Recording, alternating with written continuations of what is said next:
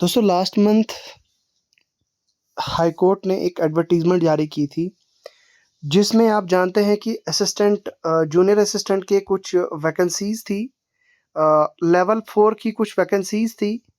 उनको एडवर्टाइज तो किया गया था, कुछ 10-12 करके कुछ इस तरह की कुछ वैकेंसीज थी। उनको एडवर्टाइज तो किया गया था, मगर उनको साथ ही में after a couple of days उनको विड्रॉ कर दिया गया था। और साथ में हाई कोर्ट की उस नोटिफिकेशन पे ये चीज़ मेंशन्ड थी कि भाई साहब अब आपको एक अलग से एक नोटिफिकेशन के ज़रिए से आपको इंटीमेट किया जाएगा, एक अलग से नोटिफिकेशन आपके सामने लाइक आएगी, एक अलग नोटिफिकेशन आपको प्रोवाइड कर दी जाएगी। अब देखिए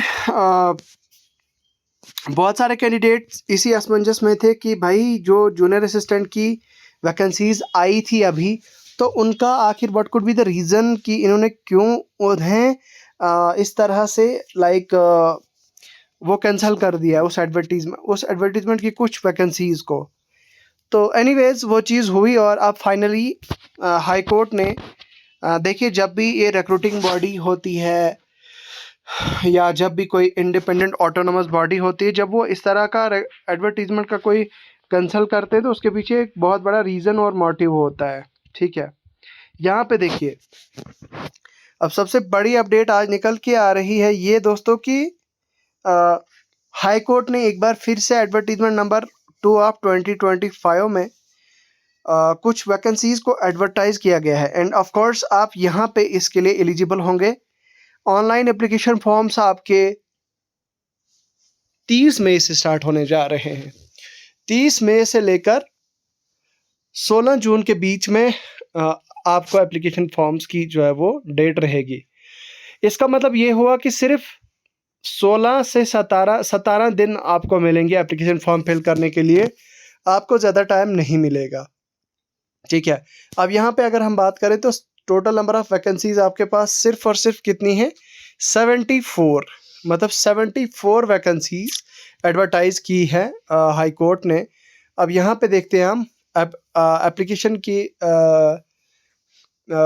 जो फॉर्म फीस है वो 400 है। तो ये भी एक अच्छी चीज़ है कि भाई ज़्यादा नहीं है, 1000 नहीं है जिस तरह से बाकी जैसे कॉस्ट वगैरह में इतनी 1000 होती है, 800 होती है, या JKSS भी देख लो अपनी 500-600 चार्ज करती है। तो थोड़ा सा इनका काइंड ऑफ थोड़ा सा कम है।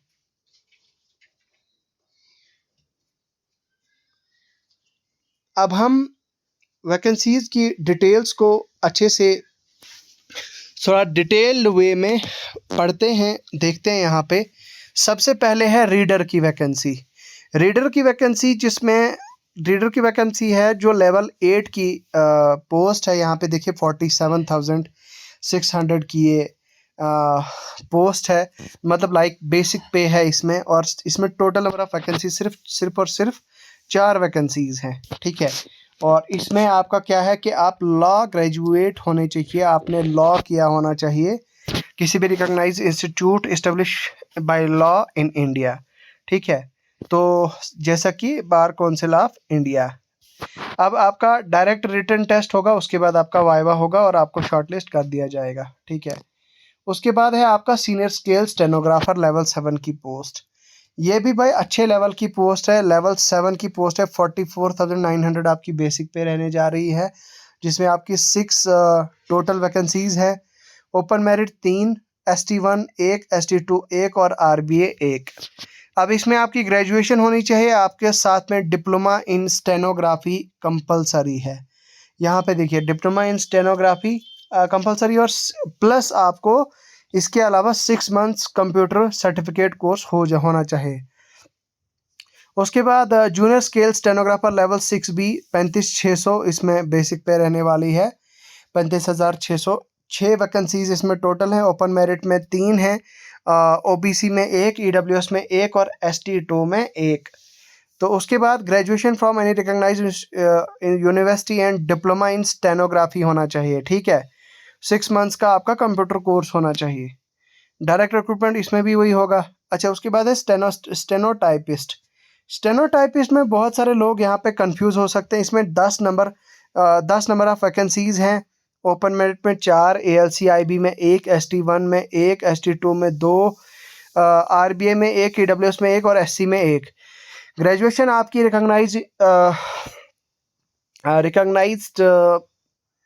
यूनिवर्सिटी से होनी चाहिए। 6 मंथ्स कंप्यूटर एप्लीकेशन होना चाहिए और उसके बाद डायरेक्ट रिक्रूटमेंट के ज़रिए से आपका एग्ज़ाम होगा विद टाइप मतलब शॉर्ट हैंड। अब आप में से बहुत सारे लोग ये कंफ्यूज नहीं हो मतलब होने चाहिए, यहाँ पे graduation plus 6 months computer course होगा तो मैं एलिजिबल हूँ, लेकिन नहीं, यहाँ पे इन्होंने बताया कि भाई आपका शॉर्ट हैंड होना चाहिए। शॉर्ट हैंड का मतलब वो कि सिंबल्स में ऐसे जो लिखा जाता है वो इस तरह से, मतलब आपकी वो काइंड ऑफ वो टाइपिंग जो होती है सिंबल्स की फॉर्म में, that is also kind of stenography. उसके बाद नेक्स्ट है आपकी जूनियर असिस्टेंट की वैकेंसीज। जूनियर असिस्टेंट की वैकेंसीज लेवल 4 की ये पोस्ट है और टोटल नंबर ऑफ वैकेंसीज 48 है और ओपन मेरिट में 23 वैकेंसीज हैं। SC में 4 हैं, ST1 में 4 हैं, ST2 में 5 है, RBA में 5 है, OBC में 4 है, AWS में 2 और ALCIB में 1। टोटल नंबर ऑफ पोस्ट यहाँ पे आपकी 48 हो जाती हैं। इसमें ग्रेजुएशन फ्रॉम रिकॉग्नाइज्ड यूनिवर्सिटी आपकी होनी चाहिए और ओके, ग्रेजुएशन होनी चाहिए आपका और 6 मंथ डिप्लोमा होना चाहिए कंप्यूटर एप्लीकेशन में फ्रॉम रिकॉग्नाइज्ड इंस्टीट्यूट। ओके, फिर आपका इसमें डायरेक्ट रिक्रूटमेंट होगी। डायरेक्ट रिक्रूटमेंट क्या, आपका एग्ज़ाम होगा। ऑलराइट, तो भाई हाँ, एक और चीज़ है यहाँ पे देखो, जूनियर असिस्टेंट की जो पोस्ट है इसमें यहाँ पे इन्होंने मेंशन करके रखा है नोट में, भाई वो लोग जिनको बैचलर्स इन कंप्यूटर है, BCA bachelor in computer application, या फिर जो BTech हैं कंप्यूटर साइंस में या IT में, उनको कंप्यूटर का डिप्लोमा या कोर्स करने की ज़रूरत नहीं है।